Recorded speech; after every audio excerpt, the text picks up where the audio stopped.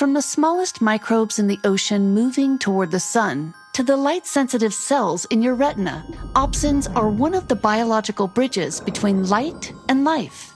These proteins convert light into signals that cells can understand.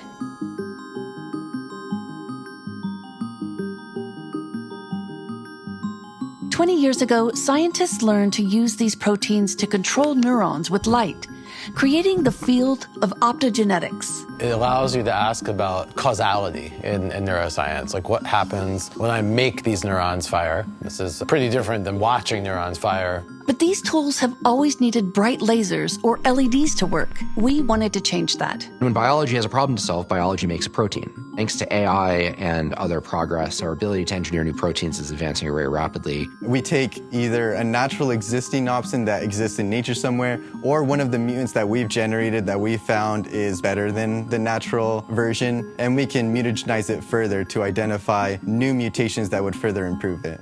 To find out if our AI-engineered opsins actually work, we use a process called patching. It gives us electrical access to cells so we can test how they respond to light. I do patch clamp electrophysiology on the Patrick Swayze machine.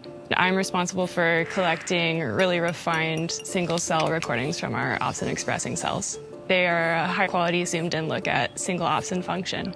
The most important things that we're looking for is like, what is this opsin's favorite color? We're also looking at how sensitive is it.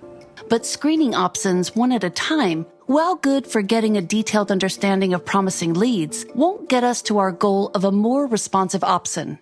Enter Al Pacino, a machine we modified to let us screen opsins at scale. This is the Al Pacino machine. We raised it up and we took off the bottom so that way we could shine our lasers up at the bottom of the plate. The auto patch machine takes thousands of cells at a time, so we get a much higher throughput on the Al Pacino compared to the manual patch. Combining these techniques led us to our new opsins, called watchers, that let us do something no channel road opsin has done before. They respond to ordinary room lighting. To test this, we did the simplest experiment we could think of. We basically just put this new channel opsin into cells and then put them in the dark.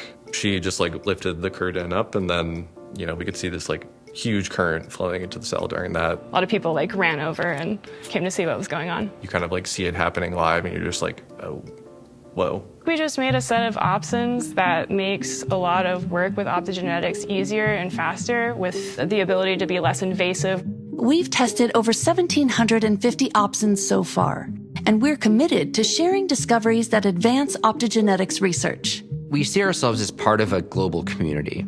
Anything that allows therapies to be developed faster, whether by us or others, is something that we're always going to support. These new bridges between light and life are opening new opportunities.